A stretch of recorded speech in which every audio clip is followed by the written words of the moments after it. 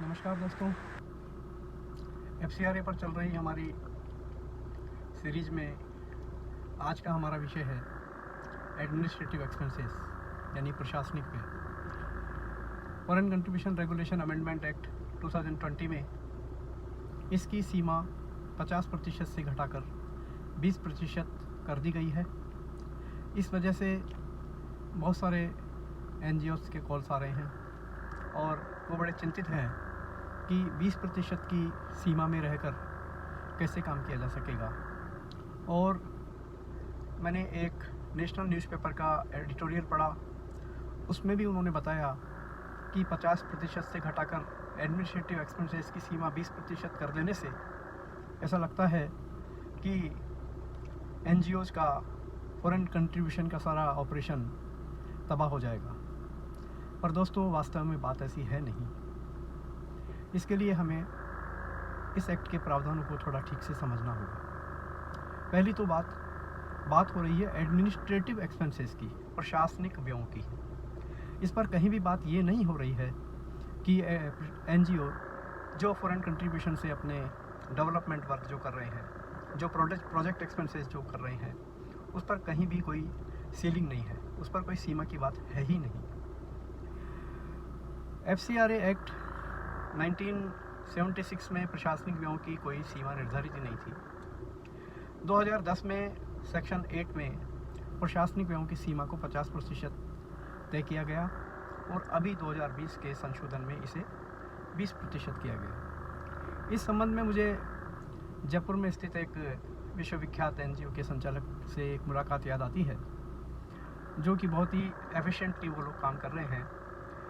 2 या 3 वर्ष पूर्व हुई इस मुलाकात में उन्होंने जिक्र किया था कि FCRA के उनके जो भी ऑपरेशंस हैं उस पर उनके एडमिनिस्ट्रेटिव एक्सपेंडिचर्स 5% से ज़्यादा है ही नहीं, और इस पर उन्हें बड़ा गर्व था और ये होना भी चाहिए।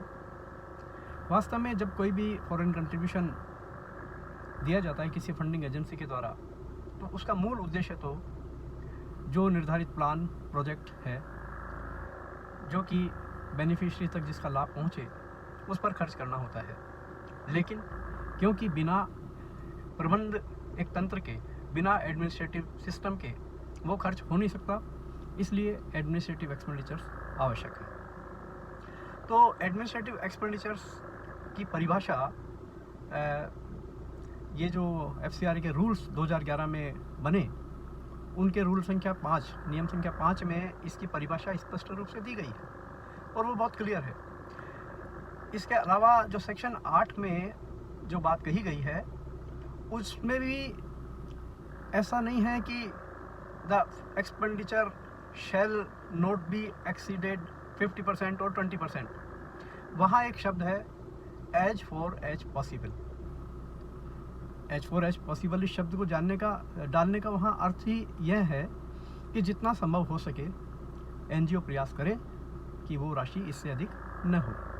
फिर जो रूल्स जो बनाए गए हैं, उसमें जो परिभाषा दी गई है, उसको हम एक नज़र से देख लेते हैं कि उसमें एडमिनिस्ट्रेटिव एक्सपेंडिचर्स में क्या क्या शामिल होते हैं। उसमें दिया गया है कि मैनेजिंग कमेटी या जो गवर्निंग बॉडी है, उसके सदस्यों पर होने वाला कोई भी खर्च, चाहे वो वेतन हो, चाहे वो उसको किसी अन्य नाम से बोला जाए, कोई रेम्युनरेशन ऑनरेरियम बोला जाए, या उनकी यात्रा पर कोई खर्च किया जाए, या उनको किसी खर्च का रिम्बर्समेंट दिया जाए, तो वो एक्सपेंडिचर जो है वो एडमिनिस्ट्रेटिव एक्सपेंडिचर में आएगा। नंबर 1।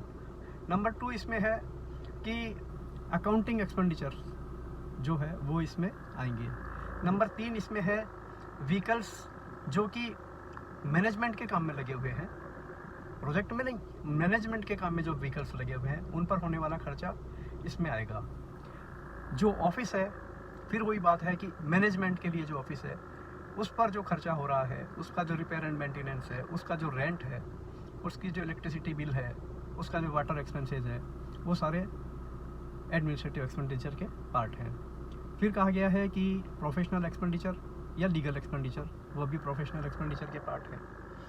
इसके अलावा इसके बाद में स्पष्ट रूप से नियम संख्या 5 में ये भी कहा गया है कि प्रोजेक्ट, वहाँ उन्होंने 2 उदाहरण दिए हैं, एक तो हॉस्पिटल का, कि डॉक्टर्स को दिया जाने वाला वेतन एक हॉस्पिटल में वो बिल्कुल भी एडमिनिस्ट्रेटिव एक्सपेंडिचर नहीं है। और दूसरा उदाहरण उन्होंने दिया है एजुकेशनल इंस्टीट्यूशंस का, कि एजुकेशनल इंस्टीट्यूशंस में अध्यापकों को जो वेतन दिया जाएगा वो भी एडमिनिस्ट्रेटिव एक्सपेंडिचर नहीं होगा। और फिर उन्होंने आगे कहा है कि इसी तरह के अन्य। तो ये तो दो उन्होंने उदाहरण पेश किए हैं। इसका अर्थ यह है कि जिस भी प्रोजेक्ट के लिए, जिस प्लान के लिए, जिस कार्य के लिए FCRA फंड, फॉरेन कंट्रीब्यूशन हमें मिला है, उस कार्य को करने में जो लोग लगे हुए हैं उनको दिया जाने वाला वेतन और उन पर किया जाने वाला दूसरा खर्च, जिसमें कि यात्रा व्यय भी शामिल है, वो बिल्कुल भी एडमिनिस्ट्रेटिव एक्सपेंसेस का पार्ट है ही नहीं, वो प्रोजेक्ट एक्सपेंसेस है। इसलिए ये 20% की जो सीमा इन्होंने घटाई है, मैं ये मानता हूँ कि ये एक तरह से चेक है।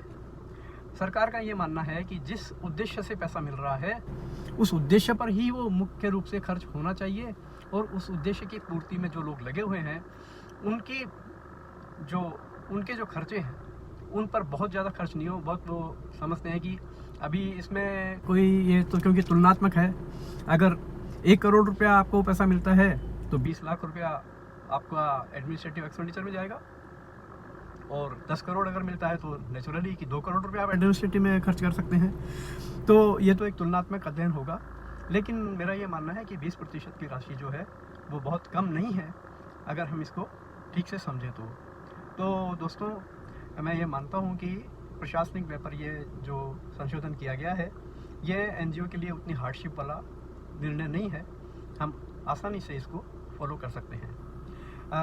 आज के लिए इतना ही।